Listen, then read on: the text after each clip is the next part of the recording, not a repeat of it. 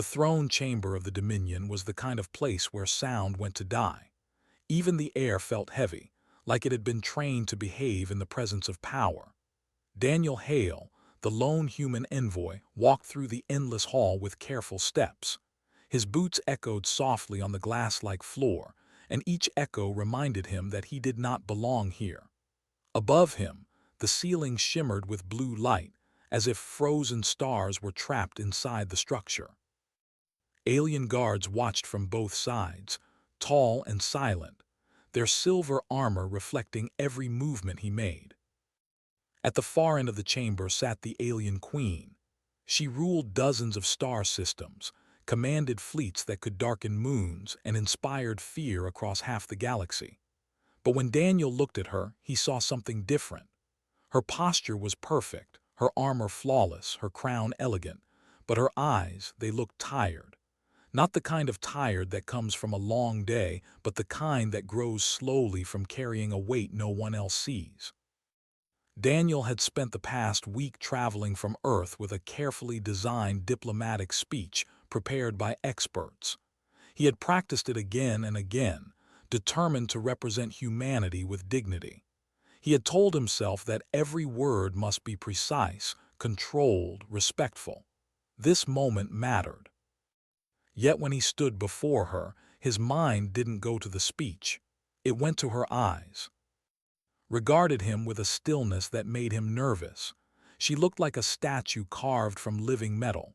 Her voice, when she finally spoke, was soft but heavy with authority. "Human envoy," she said, "state your purpose." Daniel swallowed. The speech sat ready on his tongue, but the truth slipped out instead, gentle, almost accidental. "You look," he said quietly, "like someone who has forgotten how to breathe." The words floated into the silent chamber like sparks. The guards stiffened instantly. Advisors murmured in disbelief. Several alien officials exchanged alarmed looks, as if Daniel had committed a crime so massive that even speaking it was dangerous. Did not move. Her eyes widened just slightly, barely enough for anyone else to notice, but Daniel saw it. For a heartbeat, she looked less like a queen and more like a person caught off guard by a truth she wasn't prepared to hear. Daniel felt the blood drain from his face. He wanted to grab the words back, shove them into his mouth, apologize, anything. His heart hammered so loudly that he was sure everyone in the room could hear it. He had come all this way to negotiate peaceful relations, and now he had insulted the most powerful figure in the Dominion. The silence grew heavier, cold, dangerous. Then something happened that no one in the chamber, Daniel included, ever expected. The queen's lips shifted. A small sound escaped her. A laugh. Not the polished, practiced kind used in political gatherings. This laugh was uneven, surprised, almost fragile, like something that had not been used in a very long time. It echoed across the hall, filling it with warmth that the walls did not know how to hold. Every advisor froze. Every guard blinked in shock. Daniel remained absolutely still, unsure whether he was being mocked or spared. Lowered her gaze, studying him with a new, unreadable expression. "Human," she said slowly, "no one speaks to me in that way." "I'm sorry," Daniel whispered. "I didn't mean." She raised a hand and he fell silent. Her eyes softened, not with weakness but recognition. "You saw something," she murmured, "something others refused to acknowledge." Daniel hesitated. "You look like someone who has carried too much for too long." Another silence filled the room, but this time it was different. Not cold, not sharp, just quiet. Leaned back in her throne. "Your honesty is dangerous," she said, "but perhaps necessary." Daniel didn't know what that meant. He only knew one thing.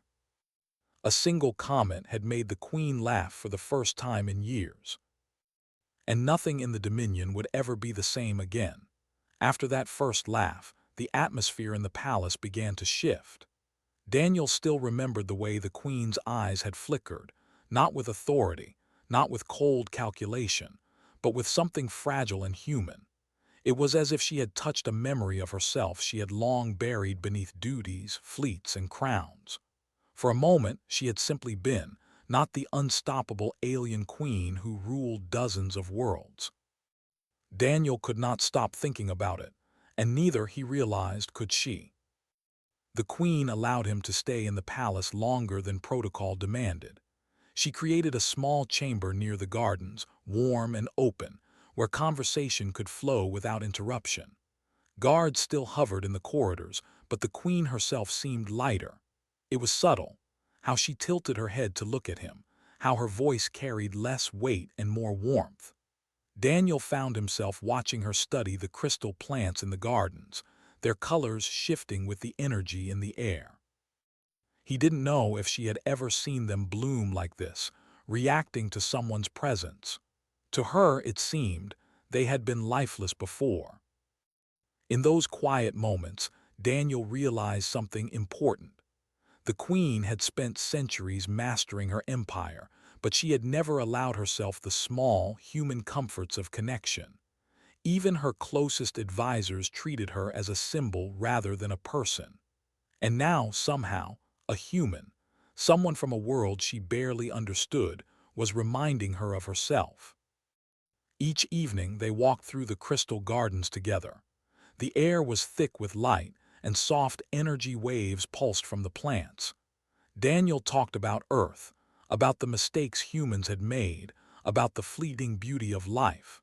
Listened, at first silently, then slowly, a conversation forming between them that needed no grand words or diplomacy.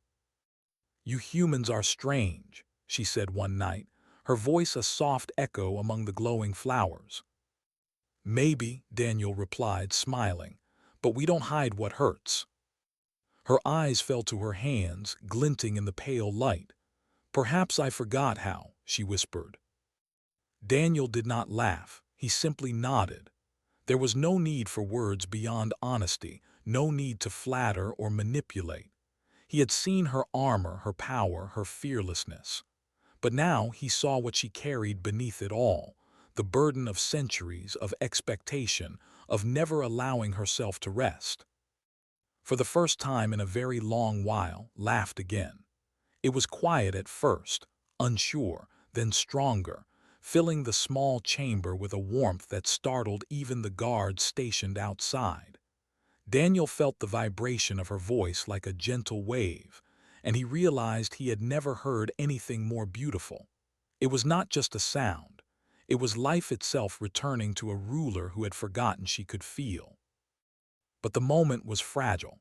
Every smile, every laugh, every small joy she allowed herself came with risk. Her counsel whispered behind closed doors, suspicious of the human who had dared to remind the queen that she could be alive. There were still wars to fight, decisions to make, and traditions older than many worlds themselves. Daniel understood that. He also understood that she deserved a chance to be herself, at least in these quiet hours, away from the weight of expectations. Over time, he began to see the small changes.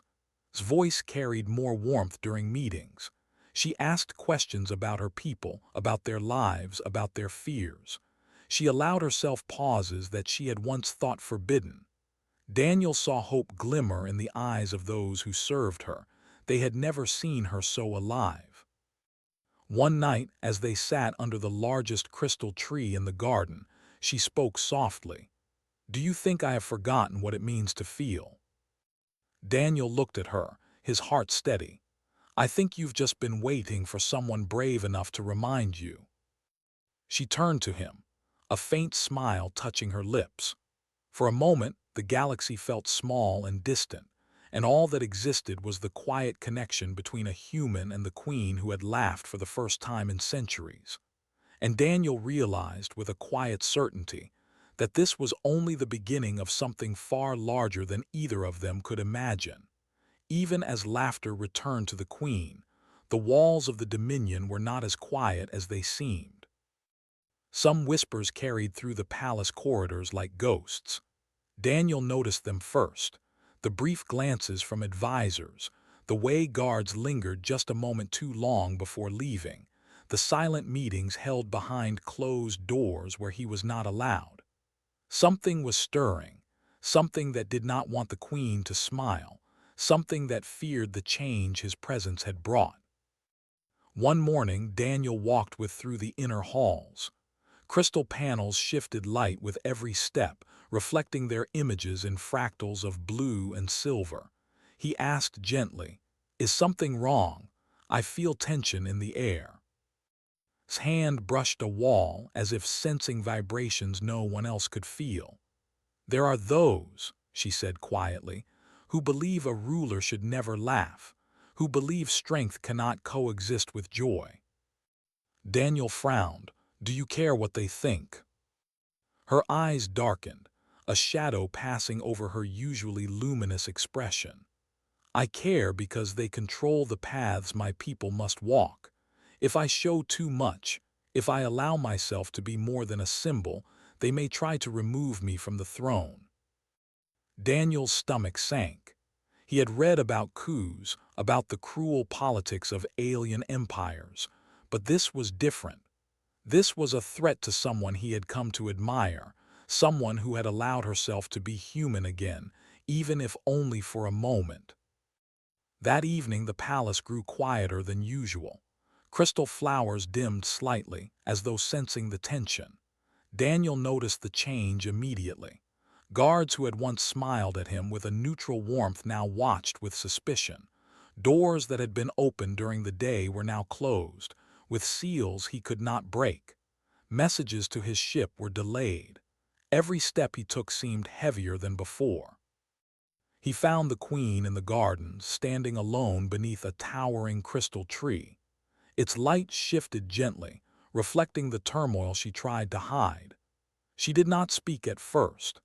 Daniel could see the weight pressing down on her shoulders, the centuries of expectation, the centuries of isolation.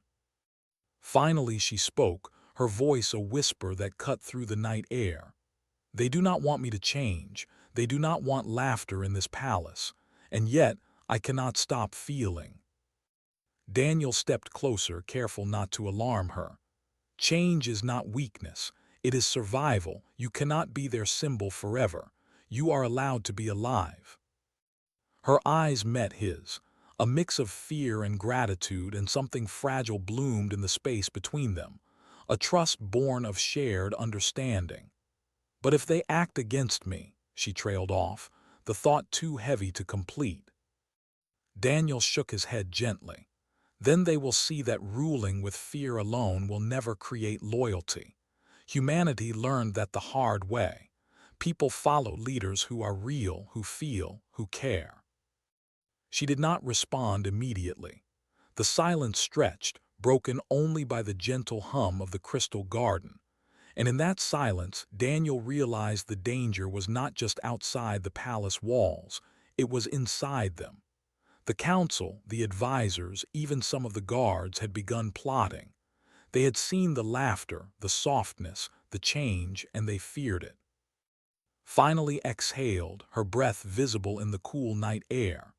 "Then we must be careful. We must protect what is growing here," she said, a hint of determination returning to her voice. Daniel nodded, his heart steady. "And we will together." At that moment, he understood the truth. The queen had allowed herself to laugh, but the real battle was only beginning.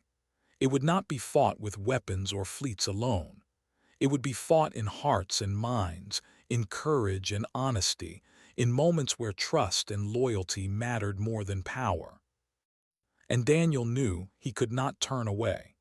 He had reminded the most powerful being in the galaxy that she was human enough to breathe, to laugh, to feel. Now, he had to help her survive long enough to show the rest of the Dominion the same truth. Above them, the crystals pulsed softly, reflecting the moonlight, as if offering their silent support.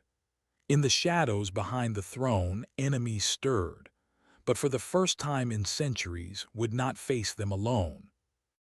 And Daniel realized that the quietest moments often carried the heaviest burdens and the greatest courage. The night air was heavy with tension, though Daniel did not notice it at first.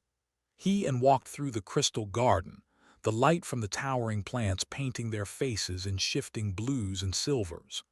The air was calm, almost peaceful, and Daniel found himself smiling at the way his eyes softened under the glow.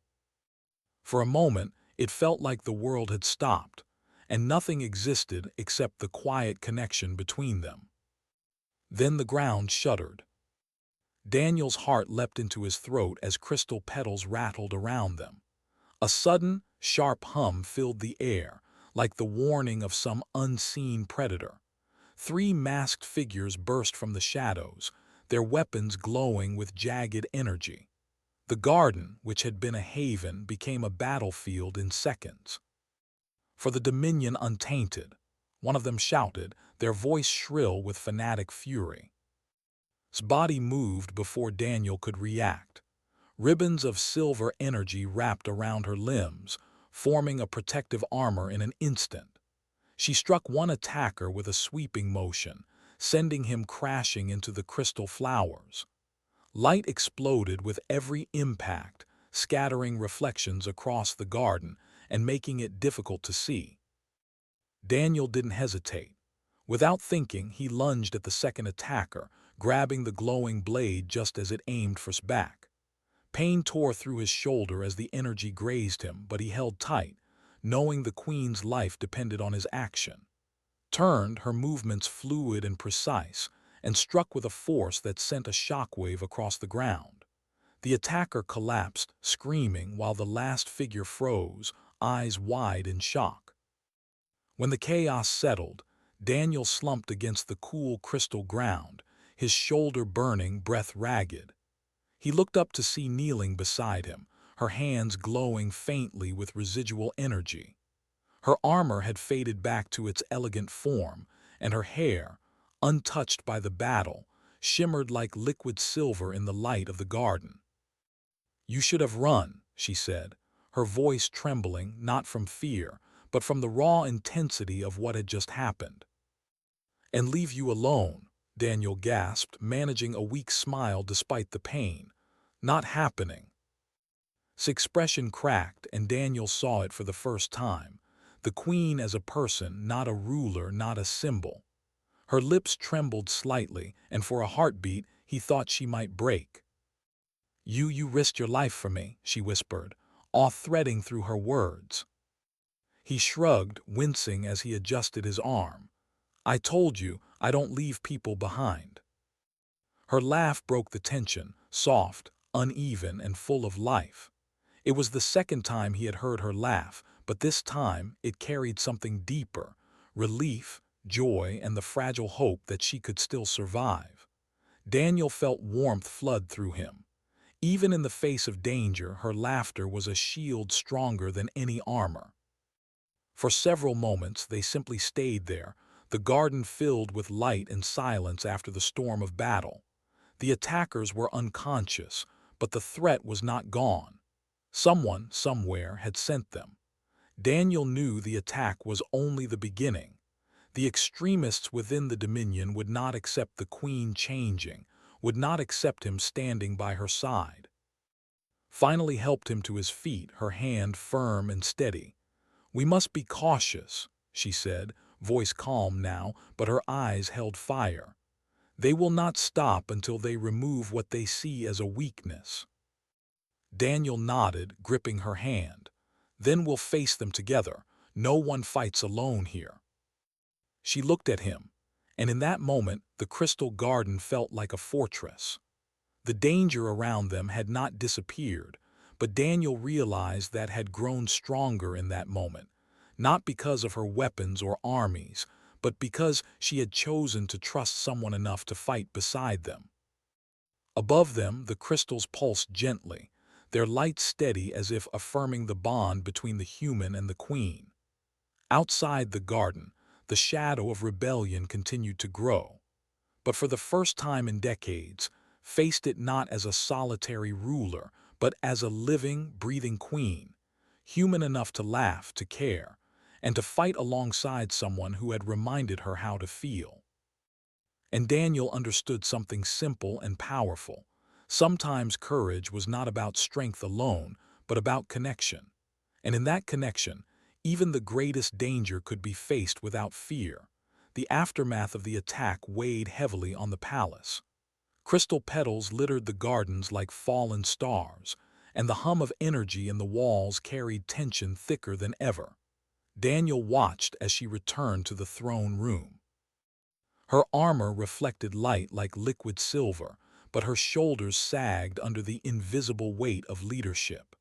He could feel the pressure pressing down on her, not from enemies outside, but from the very people who had sworn to advise and protect her.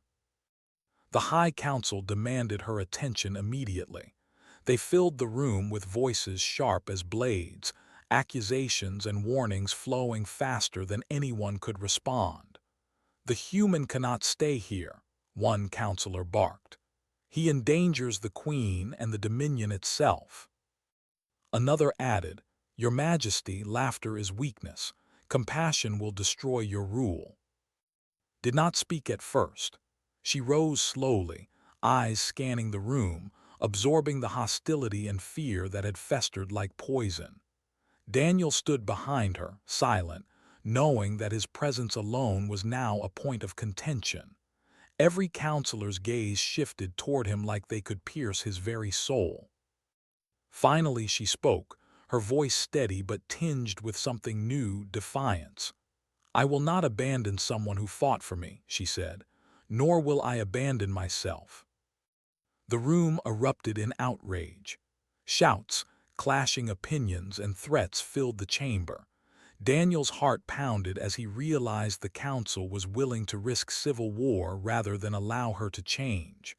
But he also saw something in he had never seen before: resolve. She stepped closer to the center of the room, hands raised to silence the chaos. "You demand that I be a symbol, not a person," she said, voice ringing through the hall. "That I rule without feeling, without laughter, without choice.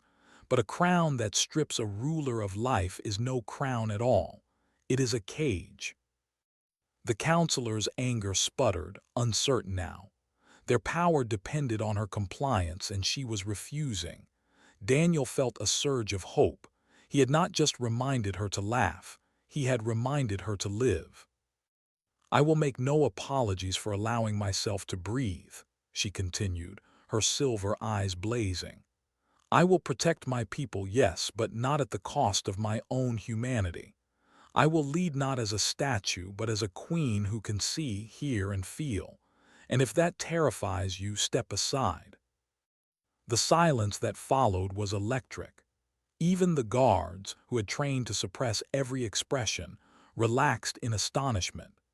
Daniel saw counselors exchanging fearful glances. They had underestimated the strength of a queen who had chosen herself over expectation. Daniel stepped forward, his voice calm but firm. "Humans learned long ago that fear alone cannot bind loyalty. People follow leaders who are real, who feel, who care. You, Queen, have the courage to show that even the strongest ruler can be human." His gaze met his, and in that moment a silent bond formed between them, a bond of trust, understanding, and mutual courage. The weight of centuries lifted slightly from her shoulders. She could feel it, and it was intoxicating. The council murmured, some in fear, some in awe. No one could deny what they saw: a queen who had been silent for generations, now speaking for herself. A ruler who had chosen life over fear, laughter over control, humanity over cold perfection. Daniel watched her, heart swelling, as she finally allowed herself to sit on the throne, not as a puppet to tradition, not as a symbol to inspire obedience, but as a woman who had chosen to live. That night when the counselors left the chamber, defeated but too proud to speak further, Daniel walked with her through the palace halls. Crystal petals from the gardens outside brushed their feet, glowing faintly. Spoke quietly, almost to herself. Choosing myself, it feels strange. Powerful but strange. Daniel smiled gently. It is because it is real. It is because it is yours. For the first time in decades, felt truly free. The laughter had returned, yes, but now it was coupled with something stronger: confidence, courage, and the knowledge that even the most ancient traditions could not bind a queen who chose to live. And Daniel realized something quietly profound. Sometimes the greatest victory was not in battle or diplomacy, but in the courage to simply be yourself, and to let someone remind you that it is allowed. The Dominion would never be the same again. The morning sunlight spilled through the towering windows of the throne hall, but the light could not reach the tension lingering in the air. Today was different. Today would not hide behind armor or silence. Daniel noticed it immediately as he followed her into the council chamber. The human had been through countless negotiations and threats, but even he felt the weight of what was about to happen. The High Council and the Dominion's leadership filled the room, their faces pale with a mix of anger, fear, and disbelief.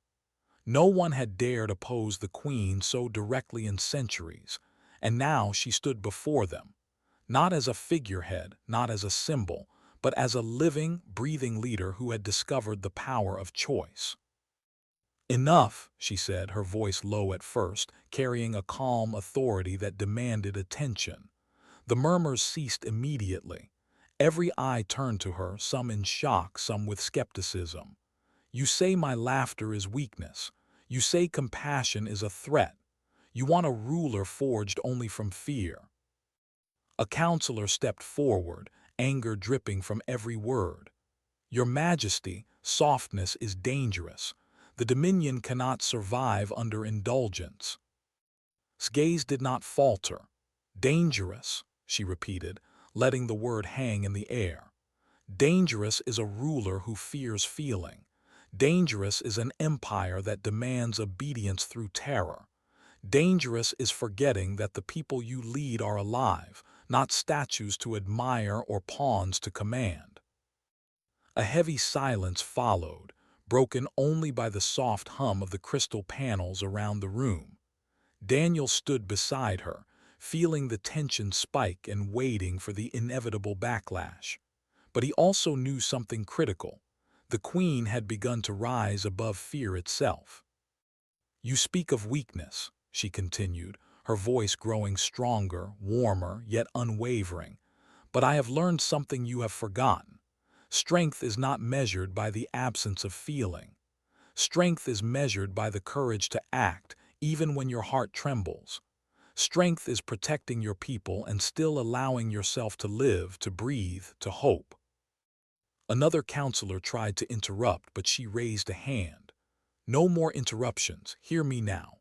I have ruled this dominion for centuries, and in that time I have carried burdens that have made me unrecognizable even to myself. I laughed only once before, long ago. Today, I remind you that I am alive. I will not apologize for it. I will not hide it, and I will not allow fear to dictate my reign." Daniel's chest tightened. He realized that this speech, these words, were more than just defiance. They were the birth of a new era. The same woman who had frozen under the weight of her crown, who had doubted herself, was now the beacon for an entire empire. "You will follow my decisions," said, voice steady, eyes blazing. "Not because you fear punishment, but because you understand that I am choosing life for myself and for the Dominion. Those who cannot accept that may step aside. I do not need obedience born from terror.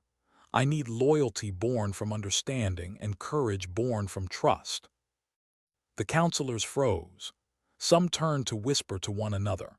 Others stared, wide-eyed, realizing that centuries of tradition could not hold a queen who had decided to be human again. Daniel felt a swell of pride. This was more than negotiation or survival.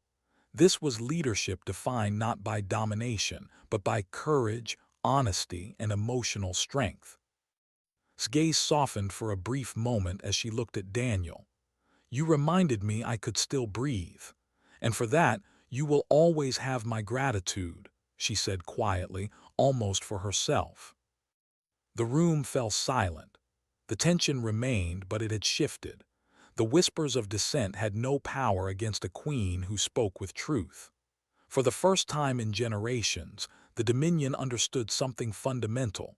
A ruler could be strong and compassionate, human and unyielding, feared and admired, all at the same time. Daniel realized the full impact of her words. Humanity had inspired hope once again, not through weapons or conquest, but through honesty, trust, and the simple act of reminding someone they were allowed to feel. And in that silence, glowing faintly under the crystal light, laughter returned, soft, genuine, and unrestrained. The first ripple of change had begun, and nothing would ever be the same. The next morning, the palace was alive with light, and Daniel noticed the difference immediately. The crystal halls no longer felt cold or oppressive. Instead, they shimmered with an energy that reflected the change within. The queen who had once carried centuries of burden now moved with a quiet confidence, each step purposeful, yet graceful. Her laughter, still soft but increasingly frequent, rippled through the corridors like a current of hope. The High Council had gathered again, hesitant but curious. Some were still wary, clinging to centuries of fear and tradition. Others, however, felt the shift, the undeniable power in a ruler who embraced life rather than feared it. They had seen fight for herself, speak for herself, and even laugh, a sound no one had heard in generations. Daniel walked beside her, a silent anchor in a world that still trembled at change. He had never imagined that a human could influence an empire so vast, but here he was, witnessing it unfold. Stepped into the council chamber, her presence commanding attention without demanding it. She did not raise her voice, but every word she spoke carried weight. "Today," she said, "we will begin the future of the Dominion, not built on fear, not built on submission, built on courage, trust, and honesty, and laughter." A ripple of murmurs spread through the council. Some smiled nervously, uncertain what to make of a ruler who valued such things. Others stiffened, expecting rebellion or weakness. But Daniel knew better. Laughter in its simplest form was not weakness. It was life. It was rebellion against despair. It was proof that even the most powerful beings could be reminded of their humanity. The first proposal she made was simple, yet revolutionary. Counselors were to open dialogue with the citizens, to understand their fears, their hopes, their dreams. Those who had previously whispered about human interference now had to confront it. The Dominion itself would change, slowly but surely, because the Queen had chosen to lead with heart as much as intellect. Daniel watched her move through the chamber, addressing each counselor with a firmness that invited respect, not fear. She asked questions, listened patiently, and even smiled at small, unexpected answers. It was ordinary in the most extraordinary way. She was alive, fully alive, and the Dominion felt it. Later in the Crystal Gardens, she stopped under the largest tree, where petals shifted with the faintest touch of wind. Daniel stood beside her, their shoulders nearly brushing. "You've changed everything," he said softly. Laughed then, long and unrestrained, a sound that bounced across the garden, through the palace walls, and even into the city beyond. Citizens paused in the streets below, feeling the vibration of life itself, the echo of a ruler who had learned to breathe. Even the soldiers on duty smiled unconsciously, sensing hope where there had been none. "I did not know," she said, voice trembling with awe and wonder, "that life could feel like this, that choosing myself could also strengthen everything around me." Daniel placed a hand lightly on hers. "That is what humans know. Courage is not just action.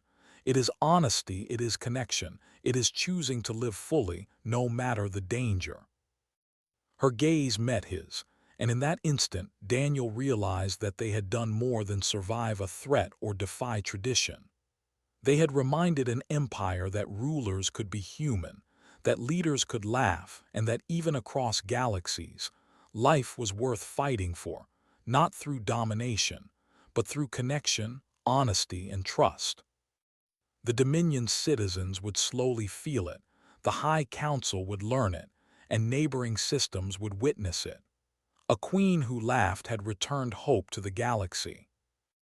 As they stood beneath the crystal tree, the wind carrying glittering petals around them, laughter rang out again, brighter, freer, and more beautiful than ever. Daniel knew, without a doubt, that history would remember this moment, not for battles fought or fleets commanded, but for the first time in centuries, an alien queen had chosen life, and that choice changed everything. And for the first time, the galaxy understood what humanity had always known. Courage, honesty, and laughter could reshape worlds.